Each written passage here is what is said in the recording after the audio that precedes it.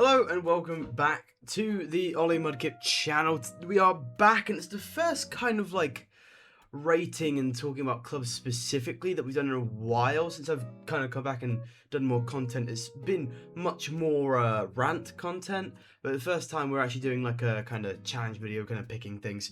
So let's get right into it. So we're going to do this in alphabetical order, starting with Arsenal. Of course, Arsenal is going to be a difficult team to try and pick someone that they should sell when they are doing quite well, you would say. But I'm going to go with Gabriel Martinelli because I feel like it's crazy that he's even still there. I mean, I think he almost left this summer, but he's still there. He finds the occasional form where he'll score and he'll do something alright. He scored against Bayern, that's a pretty crucial goal, but then again he was home free for it as Manuel Neuer just came out and does what Manuel Neuer does best. And a player like that who's inconsistently really good, you know, he's like inconsistent. Inconsistency is exactly what Arsenal need to avoid with how they've been inconsistent in the past few years in how they've bottled title race after title race. So yeah, Gabriel Martinelli, Arsenal probably should be looking at moving him on. Still at Arsenal in the big 26. It's a bit wild. Aston Villa, Tyrone Mings. I mean, it's really, how is Tyrone Mings still at Aston Villa?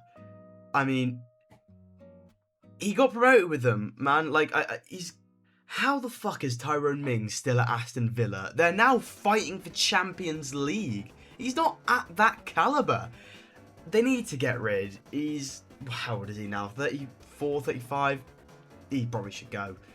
Next up is Bournemouth, and I really don't think Bournemouth should be in a rush to be selling anybody, considering how many players they sold in the summer window. But if I have to pick anyone, I'll probably go with Lewis Cook. I mean, he joined the club in 2016. He looks quite past it. Somehow already picked up 2 injuries this season. He's not good enough. Bournemouth should definitely be looking at getting rid.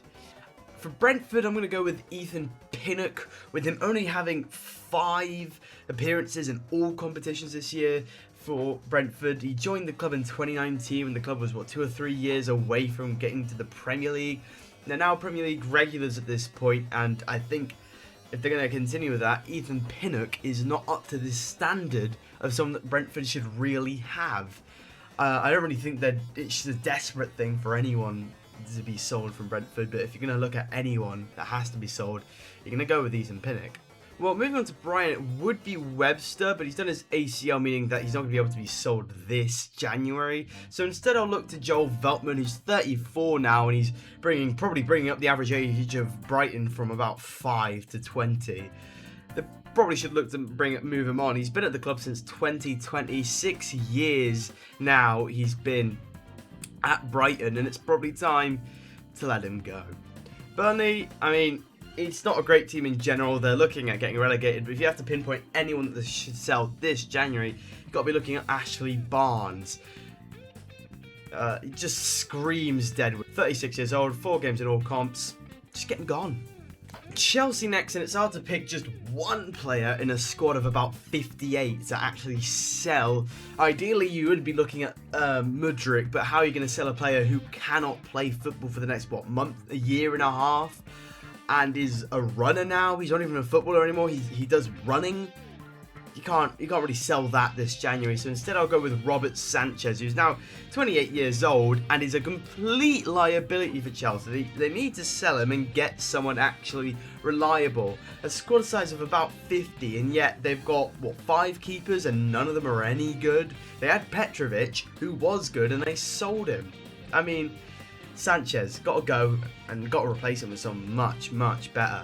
It's Crystal Palace up next, and I hate to keep picking old players, but you've got to go with Nathaniel Clyne. How the fuck is Nathaniel Clyne going to be getting Premier League minutes, even some Premier League starts in the big 2-6? Are we being all right here? Nathaniel Clyne cannot still be playing Premier League football. It's just an embarrassment, Palace. Get him gone. You can't still have Nathaniel Clyne in 2026. Let's be realistic here. Get him gone this January. Maybe you can get a tiny fee for him, send him to Vanarama National. It's not Vanarama anymore, but I don't know, something like that. Just Nathaniel Klein, dude. Come on. And with Everton, I've gone with Dwight McNeil, who I thought would be another like old player, but Dwight McNeil is only somehow 26. Just screamed of being much older than that. Either way, he's not very good, is he? I think Everton should look to sell him. I mean, clearly they don't really rate him because he's only gotten 11 games in all competitions this season, and he's also gotten 0 goals and 0 assists in those appearances as a winger. I think he needs to go. And for Fulham, I've gone with Raul Jimenez, who just hasn't not been the same since that head injury. They probably should have sold him the year after he came back from that head injury, because he's just been a completely different player from that moment onwards. And they've kept him. Now he's 34, and he's their starting striker still in 2026. He's got 4 goals in 17 Premier League appearances. Come on. Get him gone. Cut him loose. Raul Jimenez is not who you should be leading the lines with in 2026 for them. I think it's time to sell.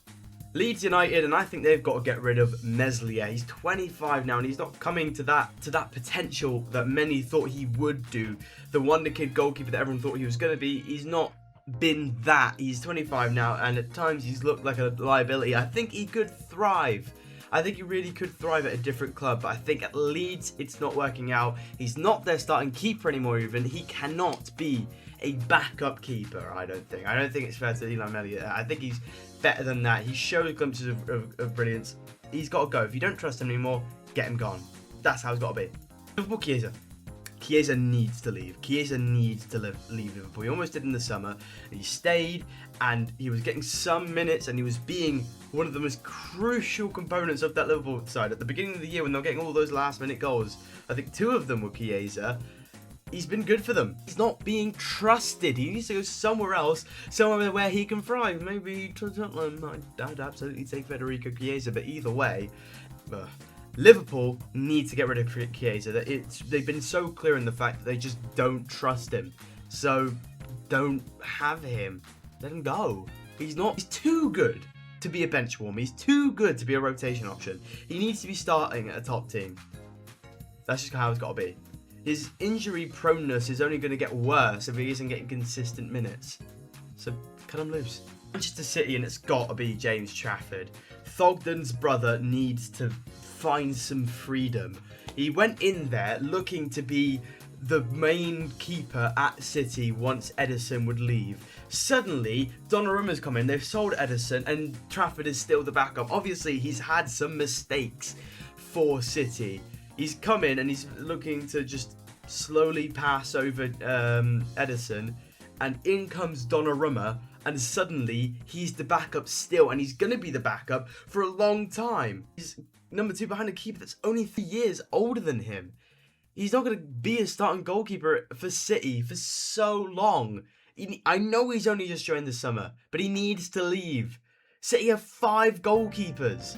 How are they supposed to maintain that? I don't know why they signed Trafford and then Donnarumma. They didn't need to sign Donnarumma. But they did, and now they've got this mess. Just let Trafford go for the sake of his career. He's better than being a backup. Much better. He deserves better. Next up is Manchester United, and I think we all know who's got to be here. It's got to be Kobbie Mainoo. I mean, he's being so disrespected at Manchester United. It's so clear he doesn't want to have to go. But with the minutes he's getting and the quality he's shown, he deserves so much better. Saved Amorim's arse last season with getting them to the Europa League final, and this is how he's being rewarded. His minutes are ridiculous. These minutes that he's getting are ridiculous. Kobbie Mainoo needs to move. He asked for a loan in the summer. They said, no, you can't go on loan. We need you. Did you need him? Did you need him? Because you barely fucking played him. He's barely getting a sub appearance. He's being a bench warmer for whatever reason. It's ridiculous. Kobbie Mainoo needs to be starting for a top team. And to do that, it seems like he's going to need to leave Manchester United, because Aaron doesn't look like they haven't sacked him already. They're not going to sack him now. Just drew to fucking Wolves, for God's sake. If they're not sacking him after they draw to Wolves, I mean, when are they going to sack him? He needs to leave. Kobbie Mainoo needs to leave, because Amorim does not want to play him. It's simple as. He'd rather play Manuel Ugarte over him. There was another player. I mean, realistically, they should be selling Ugarte and keeping Mainu. If they don't want to play Mainu, so they've got to sell. They've got to sell him. Simple as. Next up is Newcastle United, and I'm going with Joe Willock. I think we all remember Joe Willock, that lone spell he spent at Newcastle before they became the richest club in the world. So much hype around him, the fans all wanted him, and he stayed. Now he's a bench warmer. So much has changed. He could be a big star man at a lower team, but now he's got himself stuck at the richest club in the fucking league, and he's stuck there. He needs to move on, go to a bit of a lower team. He should be a starter. He should be at a club where he can start, because he's good enough to start at a lot of Premier League teams, but instead he's stuck at Newcastle, where he thought he was going to be a main guy, where the fans were worshipping him and wanting him to stay, and it's not worked out like that in the end. So what you've got to do is you got to let him go. Forest, then, why is Willy Bolly still playing football? Why is Willy Bolly still at a Premier League club? He has 3 appearances. I mean, just get his wages off the books. Why is Willy Bolly still in the Premier League? That's my question. Looking through each squad and I see Willy Bolly still playing football at Forest. Cut him loose. Cut him loose, Forest. You just get rid of him. Sunderland signed Luke O'Nien in the summer that Sunderland were preparing for League One football, and he's still at the club. He has 2 appearances this season. They clearly don't need him. They clearly don't want him. Cut him loose, especially at this point. They're probably holding on to him because he's like, well, we could be in the Championship. We're probably going to be in the Championship next season. You're not going to be in the Championship next season, now are you? All right, you had a real push for Europe, but you're still in a push for Europe. Maybe less so now. Maybe you're kind of tumbling a little bit, but still. Luke O'Nien, you're not getting relegated. Just cut him loose, man. You don't need Luke O'Nien anymore. You know you don't need Luke O'Nien anymore. He has 2 appearances for the club. Let him go. I mean, he's going to be at least, 33 the next time they're in the Championship. The next possible time they're going to be in the Championship. Because they're not going down this season. If they go down next season, he'll be 33. 33 minimum is going to be how old he is if he's ever in the Championship again with Sunderland. And at that point, he'll be past it. He'll be past even the Championship. So no, don't, just get rid of him. Just get rid of him. Next. For the love of God, please get rid of Richarlison. Please, Tottenham, please. Please get rid of Richarlison. He's so bad. I cannot stand another minute of watching this bumbling fucking pigeon walk on a football pitch. Please. You don't understand how deep my hatred for this man runs. Just get him gone, dude. Get a competent striker. Revive Dominic Solanke.